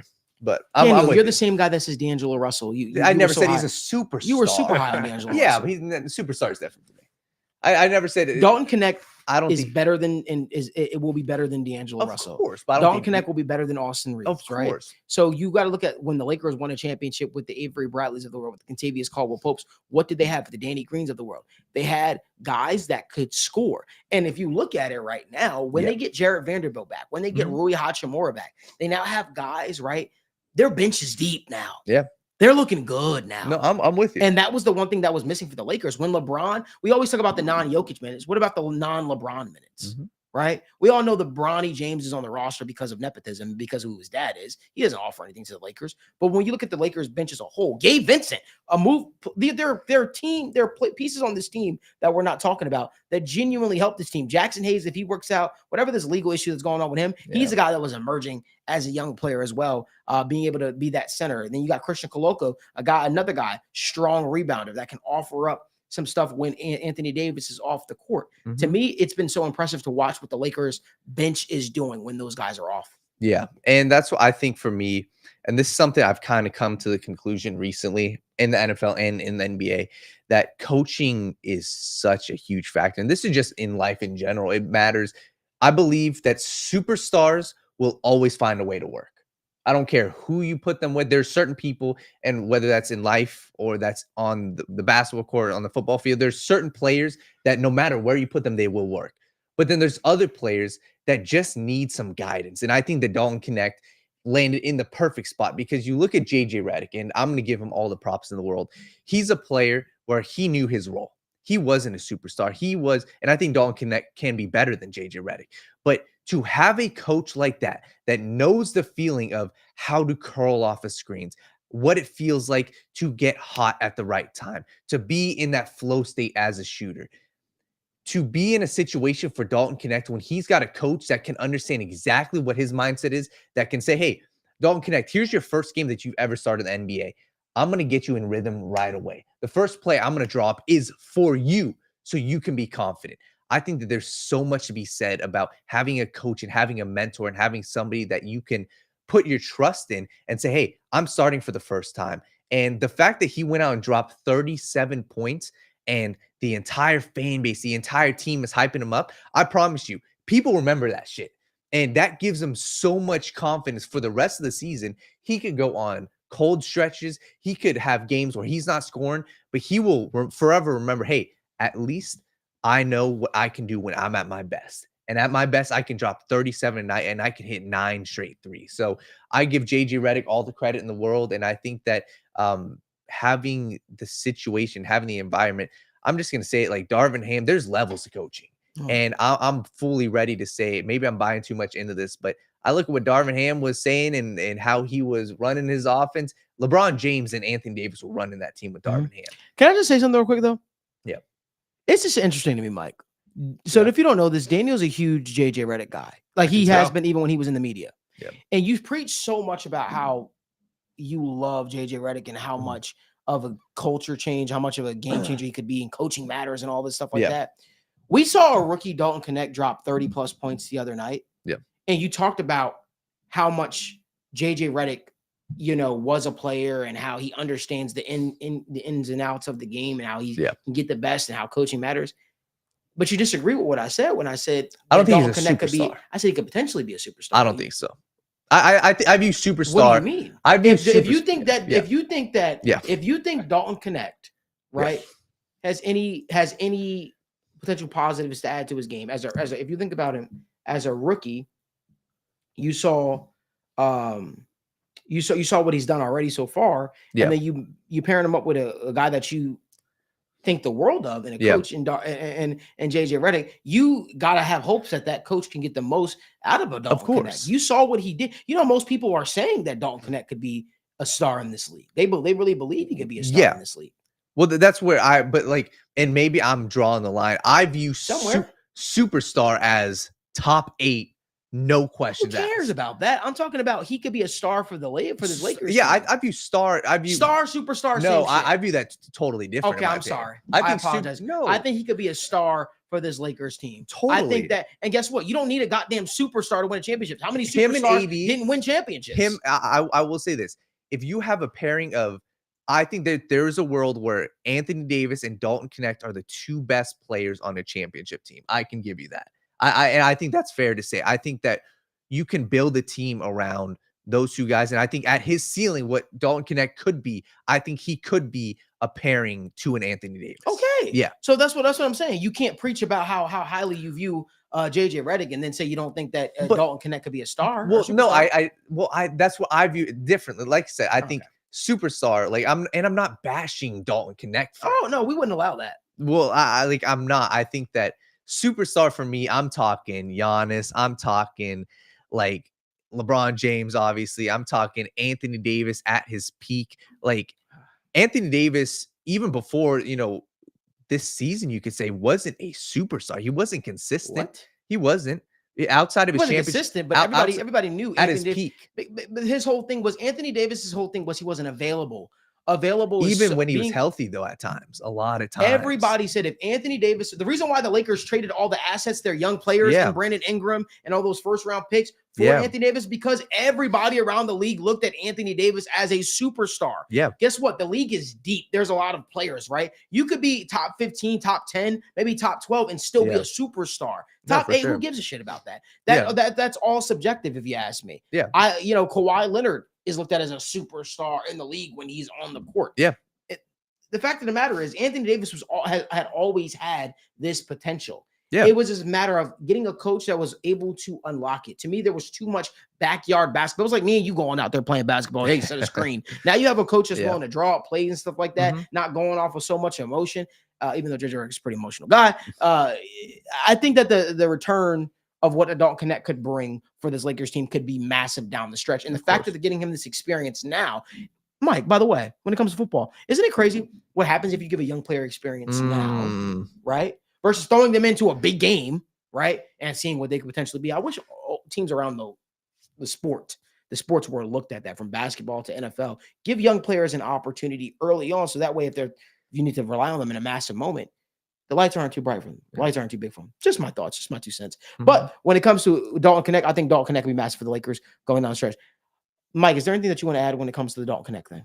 Is Dalton Knecht the missing piece for the Lakers? He might be. I don't know.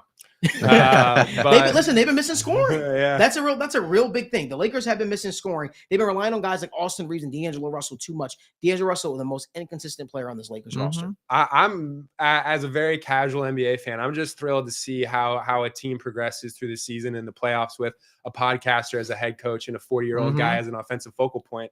So those are the storylines I'm looking out for. But you guys are on a different wavelength here. So Dalton Knecht, we'll see. Superstar, I'm on Daniel's side here. Yeah, superstar, that's reserved for the highest regard. I was more so saying star. Daniel's definitely not as high on Dalton Knecht as I am. I disagree. Yeah. We're on the same page. We're agreeing more than we disagree. I think, like I said, my simple state is I think he could be. His ceiling is being a 1B to Anthony Davis and on a championship That's team. enough to win a championship. Of course, I'm with you. Right. So you slot LeBron James into that, and now Dalton Knecht is in a situation where he doesn't have to be that next star next to Anthony Davis. The whole point is Dalton Knecht the missing piece for the Lakers? Meaning this season, could he potentially be the missing piece for the Lakers for this season? I think the answer is yes, because you still have LeBron James on the team. You still have Anthony Davis, obviously, on the team. You still have those guys playing at an all-time elite level. If Dalton Knecht could be a third star next to them, you're sitting freaking pretty with the offensive prowess that a guy like Austin Reeves adds and what D'Angelo Russell can add in spurts. That's all. That's the whole thing I'm saying. So yes, 100% Dalton Knecht could be the missing piece for the Los Angeles Lakers. Hey, listen, it's Fantasy Football Fridays here at TWSN. It would not be a Friday if we didn't talk fantasy football. Damn, we've been live for a while already. Wow. But let's jump right into it. Mike, first and foremost, I know we're usually virtual. How is your fantasy football team doing? Daniel's gonna take it away after that. So about the same as last week. Wide range of outcomes for my teams. I hit on it last week. Drafting wide receiver heavy this season. It's been a struggle. Been able to, just with all the injuries and whatnot, been able to recover in some spots. Not been able to recover in others, but I think it'll end up being a solid year with a championship team or two. Championship team or two. I like that. And before we get into this fantasy start sets, once again, make sure you guys like this video and drop down all your fantasy questions before we get to the start sits, I want to talk about teams that are heading into the playoffs, right? Let's say my team isn't doing so well. What would you suggest? Are you suggesting, trades? Are you suggesting rolling with the team waiver wire? Let's say if my team, hey, I'm 2 games behind and I've got a couple weeks left. What would you suggest I do for my team? And obviously it's subjective, but would you suggest trying to trade for players? What would you do? Oh yeah, if you're like on the bubble and it's like within the realm of possibility that you make the playoffs, you have to just go all in now. And I think the really the biggest factor there is they say it about just generally the NFL, but it's true of fantasy football as well. The best ability is availability. Mm-hmm. And with between weeks 12 this week and week 14, 12 teams will have their bye week. Wow. We have 6 teams on bye in week 12 and week 14. And those are 2 of the last 3 games of the fantasy football regular season for most teams. So if your team is going to be loaded up on buys in those weeks, whether you like it or not, you might just have to sell those guys a little bit of a discount just so you can have like starting caliber players in your lineup if you're in must-win situations. So for most teams, for most leagues, the trade deadline is this week or next week at the very latest. So make those moves now, evaluate what your lineup is going to look like in these next 2 weeks and make plans accordingly, because nothing's worse if you're in week 14, last week of the regular season, you're in a spot where you're in a must-win game. If you win, and maybe there's some tiebreakers involved, but if you win, you're putting your team in a position to make the playoffs. There's nothing worse than just not having players available. Like you have to understanding your team's availability, your roster construction. That's what you can do to set your team up for success. And with 6 teams on bye in week 14, I mean, you have to consider what your roster is going to look like. All right, so let's move it over to start sits. We got week 12 here. We just had Thursday night football. Let's start off with some of your starts. Give me your first guy that you think has an amazing matchup, or a guy that you're saying, hey, if you got him on your roster this week, you're sitting very, very, very pretty. Yeah, typically I like to go with the fringe guys here. Just kind of the guys that people that aren't really shoo-ins for their lineups, and people might be debating it. And one of those guys for me is Bucky Irving. Yeah, I got him on my roster. Yeah, then maybe consider slotting him in the flex slot this week. But over the last month, it's been a bunch of up and downs for the Buccaneers. They've lost 4 straight games. And Rachaad White has really functioned as the pass catching back and the guy who plays the majority of snaps when the Buccaneers are playing from behind. So we've seen a lot of Rachaad White in this last month, but we've seen their roles between White and Irving, their roles kind of solidify, and we've got more clarity. Irving has become the primary ball carrier of the duo. In the last 4 games, he's out-carried Rachaad White in 3 of those 4 games. And I think this is a matchup where we're going to see the Buccaneers against the Giants, 5.5-point favorites. I think the Buccaneers could realistically go wire to wire and lead for the entirety of this game. So this is a game script that I believe favors Bucky Irving. Mm-hmm. He's a candidate for 15 touches in this game. And you can run all over the New York Giants front 7. I alluded to it earlier in the show, but they rank dead last in yards per carry allowed, and they rank dead last in explosive rush rate allowed. So percentage of carries that go for 15 plus yards. And we've seen Bucky Irving be an explosive rusher throughout the year, and we've seen him be able to be efficient on the ground. In the last month, we've seen Chuba Hubbard, Najee Harris, and Saquon Barkley all crack 100 yards on the ground against the Giants. I think that the Buccaneers are going to be playing with a lead and looking to establish the run against this defense. So I'm excited about Bucky Irving this week if I have him on my lineup. A little bit of breaking news: Daniel Jones has been released from the Giants right now. Just happened. Adam Schefter and Ian Rappaport just reported that. That is shocking to me. Wow. Mid-season. Okay. I guess we kind of understand the background of the retirement speech, so to say. That makes a lot more sense now. You've probably seen this coming for a couple of days. That's a really shocking move. Yeah, I'm sure he was probably told about that or something. But let's keep this fantasy football Friday going. Give me another guy that you're a fan of, starting wise, whether it could be a different position, it could be quarterback, could be wide receiver, but who's another start that you love this week? Yeah. One of them for me is Christian Watson. Yeah. So you have to fantasy football is a week-to-week game. You have to kind of consider what you need out of your flex position to lead yourself to victory. A lot of teams, they need to be chasing that ceiling outcome, that spike week, in an effort to find wins. And I think one of those guys who can reach that ceiling outcome on low volume is Christian Watson. The last couple of weeks, the last 2 years rather, we've seen Matt LaFleur kind of be known for that wide receiver rotation, that it works for the Packers as a team, but it really frustrates fantasy managers. But we've seen a little bit more stability in these last couple of weeks. Christian Watson, his route participation has cracked 67% in 2 of the last 3 games, and that's obviously coming at the expense of Dontavian Wicks. But with more routes, obviously that's just more opportunities for Christian Watson to earn targets. And as he's approaching becoming a full-time player, he sees those downfield looks. He draws looks in the end zone. And last week we saw him rack up 150 receiving yards. So I think that goes a long way in making himself a more regular player in the lineup, kind of icing out Dontavian Wicks. And obviously just being on the field is huge for his future outlook, but he's just generally, his archetype is one of those guys who can reach that ceiling just because he sees those deep targets. He's just a massive physical body in the red zone. So he gets those end zone looks. So he can get to those high-end outcomes without a lot of volume, but with his increased usage and his increased snap share and route participation, he could see increased volume as well. I love it. So before we get back to one more of your starts and then some of your sits for the week, we got a couple questions from James O'Hare, the guy. He said, Rachaad White or Bucky Irving versus the Giants? That one's really a toss-up. Okay. Given what I expect to be the game script of the Buccaneers leading most of the way, I like Irving because it's really strange with those guys kind of ping pong. They both have a pass catching skill set. They prefer Rachaad White on the passing downs, but we've seen Bucky Irving draw 6 targets in a game. They both get usage at the goal line. So you can't really bank on either of those guys. They kind of ping pong around. But I'm going Irving. I expect him to rip off a couple of long runs and potentially push for a career high in touches. Gary Jellison, our guy, said, is Tua a starter again? And does that bring the value of Tyreek Hill and Jalen Waddle up? So Tua is one of those kind of spot start kind of guys. You're not relying on your lineup every week. This week against the Patriots, it's not a super strong matchup. I'd be looking for a better streamer, like his opponent, Drake May. He can create explosive plays on a whim.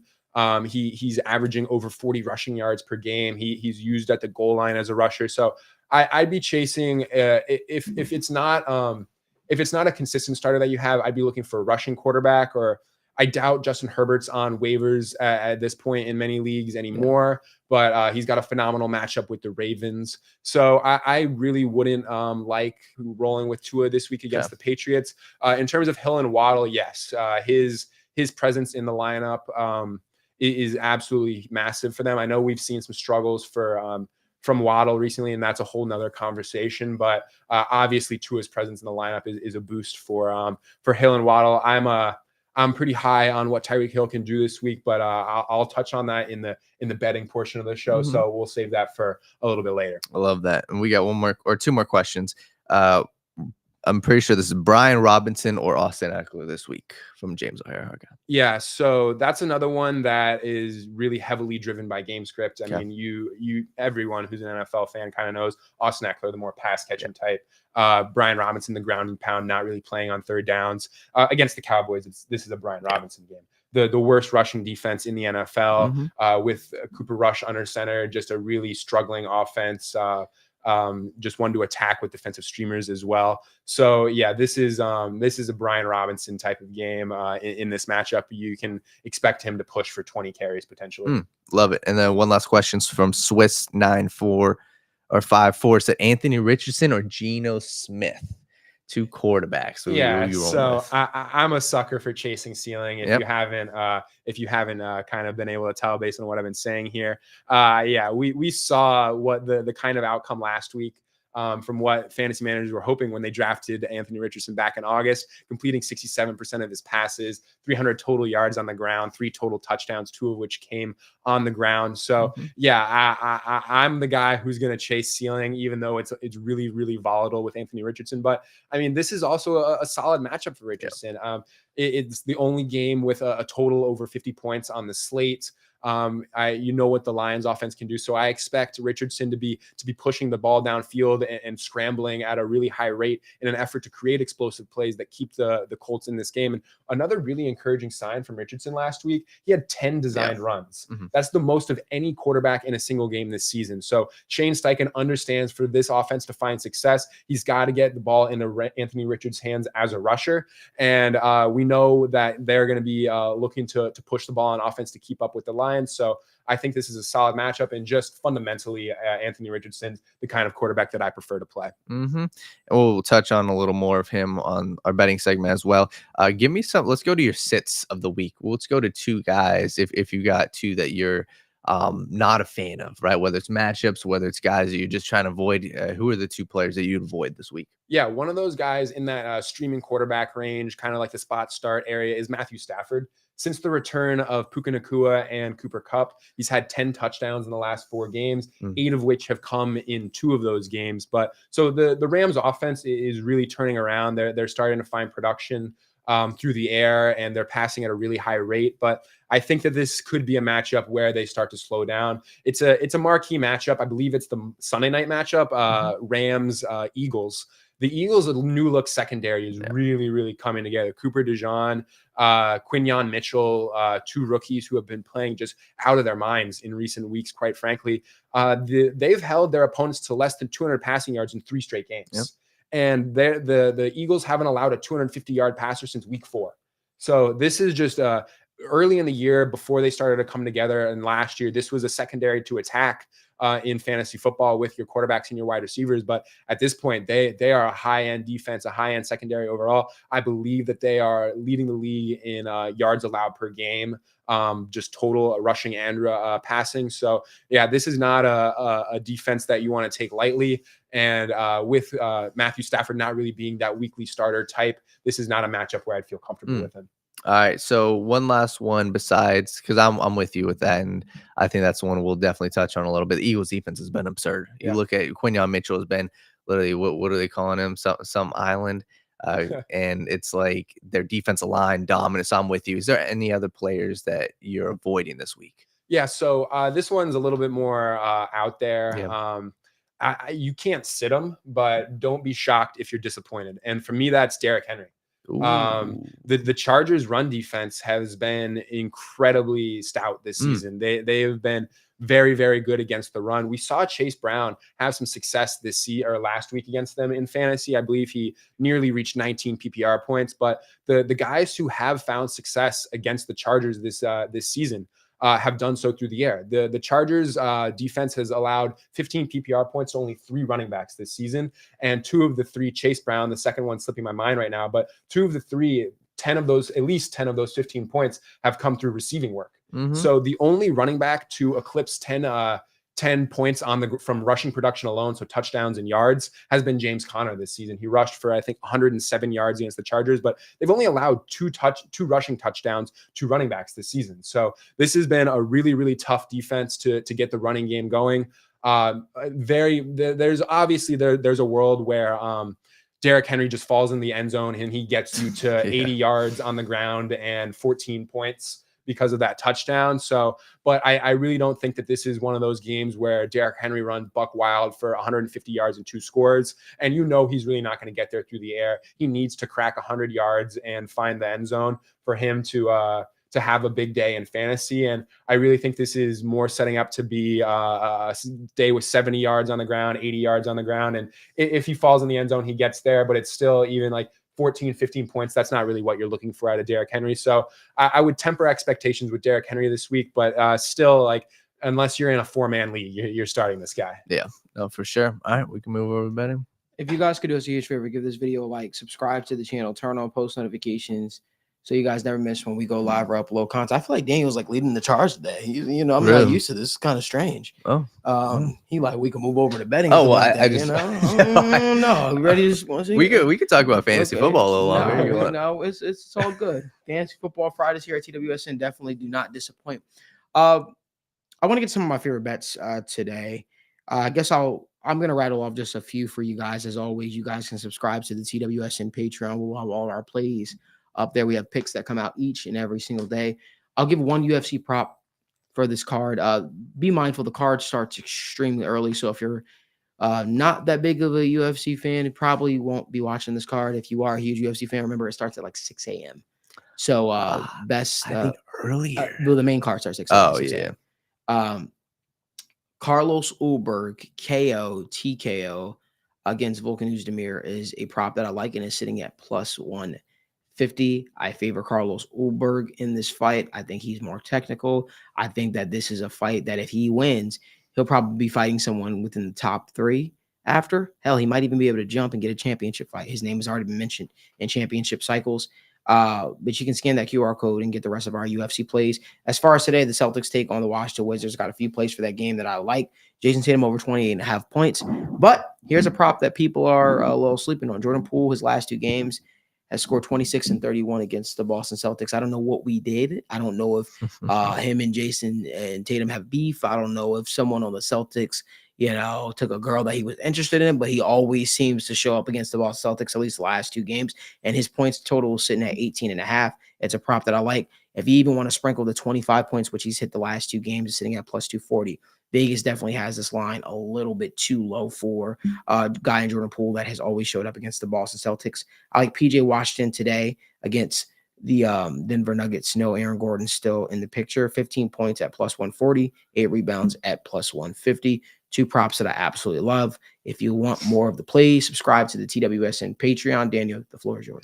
Yeah, definitely a huge fan of those. And the ones that I look at too, I'm with you. I think the Boston Celtics game, that's a beautiful prop. Jordan Poole, I absolutely love that one. I like a weird one in that game. I like Peyton Pritchard's over in points. I like his over in points at 12.5. Pritchard is a guy, and the Celtics have been on record. Jaylen Brown's been on record saying, hey, in games that we play against some of these lower level teams, we tell Sam and Peyton, hey, this is going to be your game. And I think that that's what we got going on here. The Washington Wizards are respectfully garbage right now. And I think this is a game where the Celtics, it'll be a closer game still in the third quarter. I don't think the Celtics will blow them out completely, but Peyton Pritchard's seen 25 plus minutes a night. 12.5 points is, in my opinion, way too low. He's hit that in his past 4 matchups against the Wizards, and 3 of those, he actually only had less than 20 minutes. So him consistently seeing 20 plus minutes a night, I'm a huge fan of that. And if I like something else, I definitely look at, I definitely like Clint Capella. He's got a good matchup against your boys today, the Chicago Bulls. And Clint Capella is a guy where his matchup, when he's got another big center, he always does well. And my concern with him is when he gets benched against teams that are either playing small ball or teams that love to use that stretch big. And while Vucevic can hit the threes, Clint Capella's had a great history against the Chicago Bulls. And I like him at over 20 points and rebounds. We can go. Did you have any NBA or do you have all NFL? I got all NFL. All NFL. Beautiful. Malik, you want to go with the NFL first? No, you can go. I'll save mine for the Patreon. Awesome.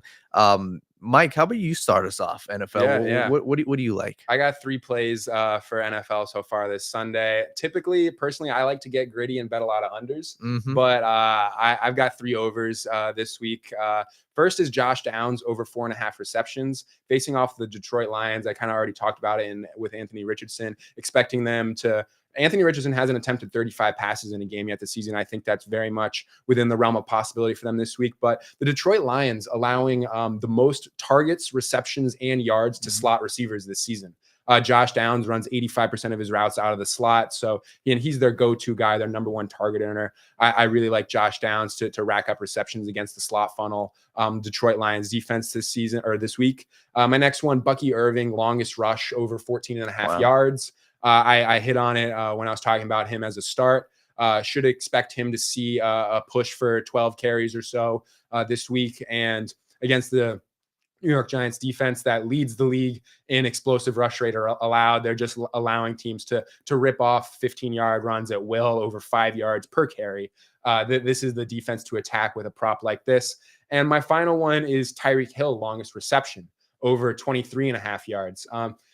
We talk about these last few years, the NFL defenses using too high shells to kind of contain offenses like the Miami Dolphins, contain those speedsters like Tyreek Hill. And last week we saw, or 2 weeks ago, we saw the Buffalo Bills use too high coverage on 82% of their snaps, which is just a ridiculously high rate in an effort to contain Tyreek Hill, Jalen Waddle and company.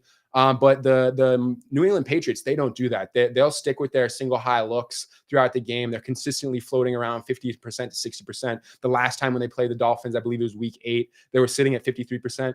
When Tyreek Hill is given an opportunity to face single high coverage, he consistently dominates. He is, I mean, like you just think about it, like the too high looks, that's like what's used to contain those guys like Tyreek Hill, those downfield burners. So I don't think that the Patriots are going to change their defensive philosophy. We've already seen them not make a shift when playing the Dolphins. I expect them to play single high 50 to 60% of the time this week against the Dolphins, and Tyreek Hill to take advantage of that and rip a long one. The last thing I will say, I wasn't going to jump on NFL, but I'll say this.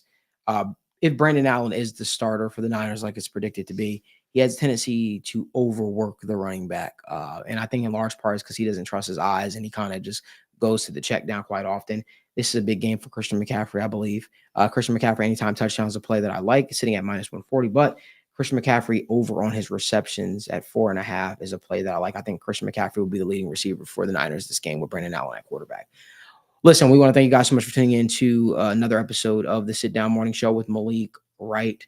We'll be back here live Monday morning as we talk all through week 12 of the NFL and get you all geared up for the Bengals game. There will be no recap show, obviously, because the Bengals are on a bye week this Sunday, but we will be back next week for that as well.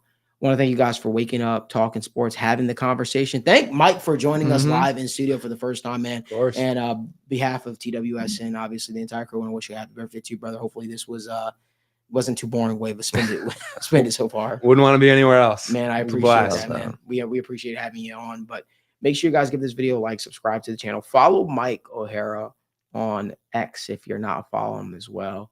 But again, there's only one way to wake up, talk sports, enjoy the conversation, and that is the right way. We'll see you back on Monday.